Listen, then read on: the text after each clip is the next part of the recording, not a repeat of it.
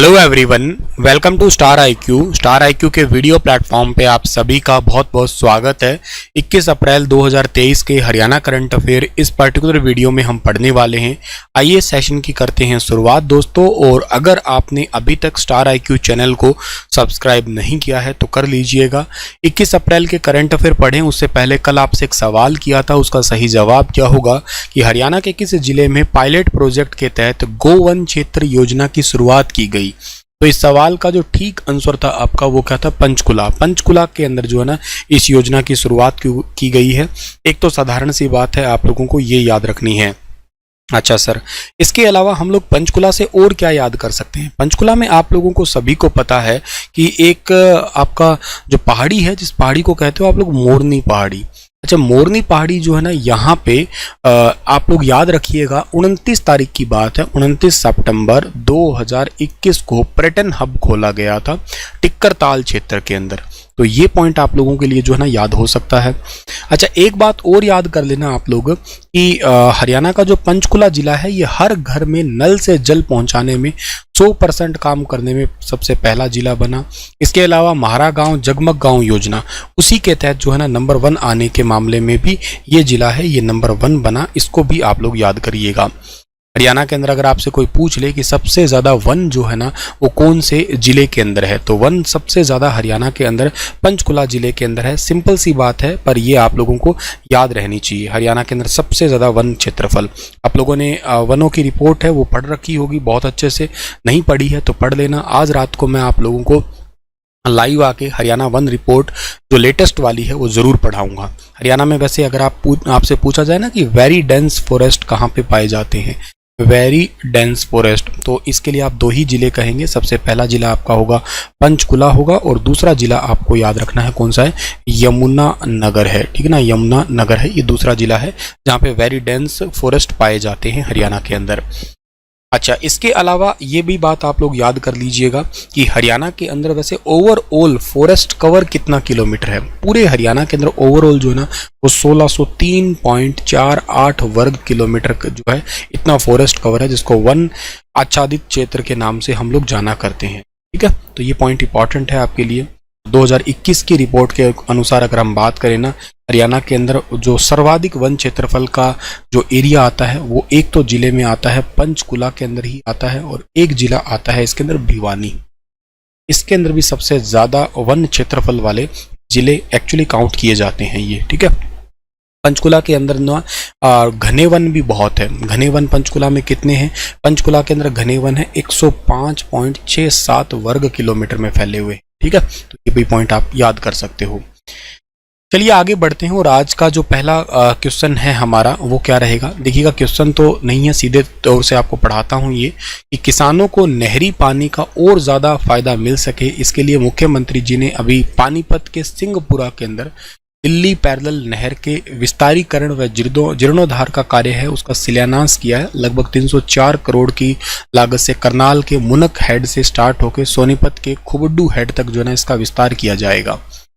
मतलब सिंचाई एवं जल संसाधन विभाग जो हरियाणा, और इसके मंत्री भी हरियाणा के अंदर मुख्यमंत्री जी खुद ही हैं। इन्होंने अभी रिसेंटली जो संजय भाटिया जी जो करनाल के सांसद हैं इनके साथ में मिलके नहर का विस्तारीकरण का प्रोजेक्ट है उसको लॉन्च किया है। मतलब ये नहर को एक्सटेंड कर दिया गया है 304 करोड़ रुपए से। करनाल के मुनक हेड से स्टार्ट होके सोनीपत के खुबडू हेड तक इसको एक्सटेंड किया गया है, जिससे लोगों को नहर के पानी का और ज्यादा बेनिफिट मिलेगा।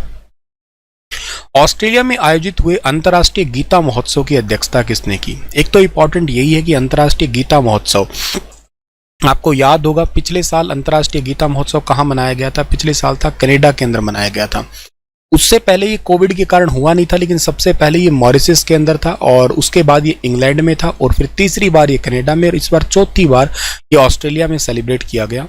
और वैसे भी आपको पता है कि ये इंटरनेशनल फेस्टिवल है, चलो हो रहा है वहाँ पे, पर अपने हरियाणा में हर साल होता है। ये हरियाणा में हर साल होता है, कुरुक्षेत्र के अंदर ही होता है। कुरुक्षेत्र में अगर होता है तो इस बार कब हुआ था, इस बार हुआ था 19 नवंबर से लेके और ये 4 दिसंबर के बीच में हुआ था। डेट हालांकि इतनी ज़्यादा इंपॉर्टेंट नहीं है, लेकिन हाँ एक चीज़ इंपॉर्टेंट है कि इसका थीम स्टेट कौन सा था ये याद कर लेना। एमपी था स्टेट तो, और थीम अगर आप कंट्री पूछते हो, देश पूछते हो, तो वो जवाब रहेगा नेपाल। ये नेपाल थीम कंट्री था इसका। अच्छा, इस बार का जो अंतर्राष्ट्रीय गीता महोत्सव था ऑस्ट्रेलिया में, उसकी अध्यक्षता की थी हरियाणा के गृह और स्वास्थ्य मंत्री अनिल विज जी ने, यानी कि ऑप्शन नंबर ए जो है सवाल का बिल्कुल ठीक रहेगा। इंटरनेशनल गीता महोत्सव, अंतर्राष्ट्रीय गीता महोत्सव है ऑस्ट्रेलिया में। पूरे कार्यक्रम का प्रतिनिधित्व जो है ना, मतलब की इन द सेंस करेंगे, माफ करना ऐसा बोलना चाहिए, ये अनिल विज जी करने वाले हैं। अंबाला स्थित आवास पर गीता मनीषी स्वामी ज्ञानंद जी महाराज पहुंचे, उन्होंने ही इसका निमंत्रण दिया है, यूं कहिएगा, ठीक है। ऑस्ट्रेलिया को 25 अप्रैल को जाएंगे और 2 मई को जो है ना ये वापस आएंगे। तो मतलब ये अप्रैल के लास्ट में अंतर्राष्ट्रीय गीता महोत्सव ऑस्ट्रेलिया के अंदर इस बार ये होने वाला है। हरियाणा में गीता मनीषी का नाम जरूर याद रखना, स्वामी ज्ञानानंद महाराज है, ये भी याद कर लेना आप लोग। हरियाणा सरकार की ओर से प्रतिनिधित्व होने वाला है ऑस्ट्रेलिया के अंदर ये, ठीक है। चलिए आगे जाते हैं हम लोग, और आप लोगों के लिए अगला सवाल है कि अब अगर दूसरी संतान लड़का होने पर भी कामगार महिलाओं को 5,000 रुपये मिलेंगे। पिछले 8 साल मतलब पिछले 8 मार्च के बाद दूसरे बच्चे के रूप में अगर लड़के को जन्म देती है और अनुसूचित जाति से आती है या जनजाति से आती है कोई महिला, तो वो इस योजना का लाभ उठा सकती है। महिला एवं बाल विकास विभाग के अंतर्गत आने वाली है ये योजना। वर्किंग वुमेन जो काम करती है, दिहाड़ी मजदूरी किया करती है, उन महिलाओं के लिए हरियाणा राज्य महिला एवं बाल विकास मंत्रालय, जिनके मंत्री का नाम कमलेश ढांडा है, इन्होंने महिला एवं बाल विकास ने गर्भावस्था के दौरान मजदूरी के नुकसान की भरपाई और स्तनपान करने वाली महिलाओं के लिए और उनको न्यूट्रिशन वैल्यू देने के लिए मुख्यमंत्री मातृत्व सहायता योजना शुरू की है। ये योजना बहुत इंपॉर्टेंट है। इस योजना के तहत 5,000 रुपये दिए जाते हैं न्यूट्रिशंस के लिए, और इस योजना के तहत अब अगर दूसरी संतान लड़का भी होती है तो उसके तहत भी पैसे दिए जाएंगे, ये याद रखना। और ये बात भी आप लोग याद करना, इस महिला का रजिस्ट्रेशन होना चाहिए कहाँ पे, ई श्रम कार्ड मतलब बना होना चाहिए, या मनरेगा जो कार्ड है वो बना होना चाहिए, मनरेगा जॉब कार्ड। दिव्यांग महिला भी हो सकती है ये, 40% से ज़्यादा दिव्यांग होनी चाहिए, बीपीएल राशन कार्ड होना चाहिए, प्रधानमंत्री जन आरोग्य योजना या किसान सम्मान निधि की पात्र महिला होगी, उन्हीं को ही ये लाभ दिया जाएगा। इस योजना का लाभ लेने के लिए महिला के परिवार की सालाना आय 8 लाख से ज़्यादा नहीं होनी चाहिए। इस योजना के लिए लाभार्थी का आधार कार्ड अनिवार्य है, ठीक है ना, तो ये इंपॉर्टेंट पॉइंट है।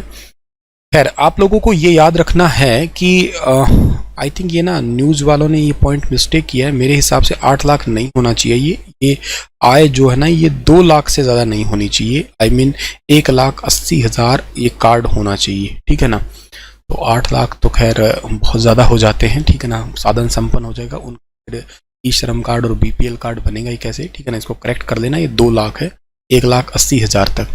कहने का मतलब है योजना का नाम आपको पता होना चाहिए। योजना का नाम क्या है? योजना का नाम है मुख्यमंत्री मातृत्व योजना, ठीक है ना। इस योजना के तहत जो है ना 8 मार्च 2023 के बाद जो भी बच्चा पैदा हुआ है, दूसरा बच्चा पैदा हुआ है, दूसरे बच्चे के रूप में लड़के को जन्म देने वाली अनुसूचित जाति और जनजाति की महिलाएं हैं, वो इसका लाभ उठा पाएंगी, ठीक है ना। या कोई 40% से ज़्यादा दिव्यांग है, या उसका मनरेगा कार्ड बना हो, ई श्रम कार्ड बना हो, बीपीएल कार्ड बना हो, तो उन्हीं को ये लाभ दिया जाएगा। चलिए आगे बढ़ते हैं हम लोग। हाँ, इसके अलावा एक बात और है कि बच्चे का जन्म के साथ साथ बच्चे का रजिस्ट्रेशन करवा दें तो उसके साथ में बहुत सारे इंजेक्शन वगैरह है ना, वो टीके लगवाना भी जरूरी है, और वो भी फ्री में ही लगाए जाते हैं हरियाणा आंगनवाड़ी के द्वारा। हरियाणा सरकार ने 7वें वेतन आयोग के तहत वेतन लेने वाले सरकारी कर्मचारियों का महंगाई भत्ता 38% से बढ़ा के कितना परसेंट कर दिया? महंगाई भत्ता 38% से बढ़ा के अब 42% कर दिया है। ऑप्शन नंबर ए जो है इस सवाल का ठीक है। ये ऑफिशियल लेटर जारी किया गया है। द गवर्नमेंट ऑफ हरियाणा जो है ना, उसी ने 7th पे कमीशन स्ट्रक्चर है, और उसको जो अभी करंट में चल रहा है 38% उसको बढ़ा के 42% कर दिया, और ये 1 जनवरी 2023 से ही लागू होने वाला है ये, ठीक है। आगे बढ़ते हैं, अगला सवाल है। और हरियाणा ने एक बात याद रखना, सरकारी विभागों में कुल 4,45,340 स्वीकृत पद है अभी के लिए। इनमें से 2,62,849 पद ही भरे हुए हैं, जबकि 1,82,497 पोस्ट है ना वो खाली है। इन पदों पर सरकारी कर्मचारियों को सरकार के इस नए आदेश का लाभ मिलेगा। और इसके अलावा याद रख लेना, हरियाणा के अंदर जो अतिरिक्त मुख्य सचिव हैं वित्त विभाग में, उनका नाम है अनुराग रस्तोगी, ठीक है। तो ये पॉइंट आपके लिए बन सकता है। ये बात मैंने इसलिए बताई, कुछ लोगों के सवाल होते हैं कि कितनी पोस्ट खाली है, कब कोई नई पोस्ट आएगी, उससे रिलेटेड आप इस डेटा को अपने नॉलेज के लिए रख सकते हो। हाल ही में कौन IIT भोपाल के निदेशक बने हैं? IIT भोपाल के निदेशक बने हैं, इनका नाम है आशुतोष कुमार, जो आपको फोटो में दिखाई दे रहे हैं। ये हमारे हरियाणा के NIT कुरुक्षेत्र के प्रोफेसर हैं आशुतोष कुमार, और इनको IIT भोपाल के अंदर डायरेक्टर बनाया गया है, निदेशक बनाया गया है अभी हाल ही में। प्रोफेसर आशुतोष कुमार सिंह साल 2014 से NIT कुरुक्षेत्र के अंदर अपनी सेवाएं दे रहे हैं, जो कि मास्टर ऑफ कंप्यूटर एप्लीकेशन विभाग के डिपार्टमेंट के भी हेड रहे हैं अभी के लिए, लेकिन इनको ट्रांसफर कर दिया गया है। और भारत सरकार की ओर से देश की 13 NIT और IIT के निदेशक पदों पर अभी रिसेंटली नियुक्तियां की गई थी, जिनमें से NIT कुरुक्षेत्र के प्रोफेसर आशुतोष कुमार का नाम भी शामिल किया गया। और इसके अलावा जो है ना, ये बात आपको याद रखनी है कि IIT जो है, IIT ये है कहाँ की? भोपाल। इसकी स्थापना 2017 में हुई थी और इसको प्रधानमंत्री मोदी सरकार ने राष्ट्रीय महत्व का दर्जा भी दे दिया है अभी वर्तमान में। अच्छा, अभी रिसेंटली ना एक यूनिवर्सिटी है हरियाणा की, जो कि सोनीपत के अंदर पड़ती है, ठीक है ना, सोनीपत के अंदर मुरथल के अंदर पड़ती है, दीन बंधु छोटूराम यूनिवर्सिटी, टीकास्ट जिसको कहते हो आप लोग। वहाँ इस यूनिवर्सिटी के मतलब जो है ना, इस यूनिवर्सिटी के स्टूडेंट ने, या यूं कहिएगा रिसर्चर ने, डॉक्टर सत्यपाल नेहरा के द्वारा बताया गया है कि जो आपका 2D मटेरियल्स होते हैं, जैसे कि ब्रेस्ट स्मार्ट सेंसर है एक बनाया है उसके लिए, जिससे जो घर के अंदर का पॉल्यूशन होता है उसको डिटेक्ट करने के लिए एक मतलब एनवायरनमेंट मॉनिटरिंग के लिए 2D सेंसिंग मटेरियल तैयार किया है इस इंस्टीट्यूट के रिसर्चर ने। घर के अंदर भी प्रदूषण कौन सा होता है सर? घर के अंदर आपने एयर पोल्यूशन में मुझसे ही पढ़ा होगा, बैच वाले स्टूडेंट ने पढ़ा हो या वैसे भी पढ़ा हो, जैसे आप फर्नीचर लेके आते हो, कोई नया सामान लेके आते हो, कोई कपड़ा लेके आते हो, तो उनसे जो पोल्यूशन होता है, VOC जो होता है आपका, उसी पोल्यूशन को डिटेक्ट करने के लिए अभी रिसेंटली 2D सेंसिंग मटेरियल तैयार किया है दीन बंधु Chhoturam science and technology university के रिसर्चर द्वारा तैयार किया गया है। डॉक्टर वंदना ने घर के अंदर प्रदूषण का पता लगाने के लिए ही ये तैयार किया गया है, ताकि घर के अंदर होने वाले प्रदूषण को रोका जा सके। हम घर के अंदर जैसे परफ्यूम है, DU है, अगरबत्ती है, ये भी लगाते हैं, इनसे भी पॉल्यूशन होता है। ये पॉल्यूशन बड़े खतरनाक होते हैं, इंडोर में होते हैं, जैसे बेंजीन है, जाइलिन है, एसीटोन है, टोलविन है, ये बहुत ही ज़्यादा डेंजरस होते हैं, हमारी बॉडी के अंदर चले जाते हैं। इतने छोटे पार्टिकल्स होते हैं जो कैंसर का भी कारण बन सकते हैं भविष्य में। चलिए, इसी के साथ ये सेशन समाप्त होता है। आपके लिए क्वेश्चन है कि नीरज चोपड़ा को किस पद्म पुरस्कार से सम्मानित किया गया? ये मतलब आपको रिवीजन के लिए क्वेश्चन है, पद्म श्री खेल विभाग में, ठीक है ना। बुल्गारिया में आयोजित स्ट्रेंजा कप में मुक्केबाज नीतू घणगस ने कौन सा पदक जीता था? Gold medal. और इन्होंने तो अभी रिसेंटली आपको सभी को पता है कि वर्ल्ड वुमेन चैंपियनशिप में भी गोल्ड मेडल जीत लिया। धनाना गांव की है, 48 किलोग्राम भार वर्ग में खेली थी। स्वीटी बुरा ने भी जीता था, याद हो तो, 85 किलोग्राम वेट कैटेगरी में। और इनको हरियाणा गवर्नमेंट ने 40 लाख रुपए दिए हैं, के साथ ग्रुप बी की भी जॉब का ऑफर लेटर भी दिया है। हरियाणा के किस गांव की पहाड़ी के बीच चेक डैम बनाया जाएगा? चेक डैम बनेगा मूसनोता गांव में। कहां पड़ता है ये गांव? कमेंट में बताना आप लोग।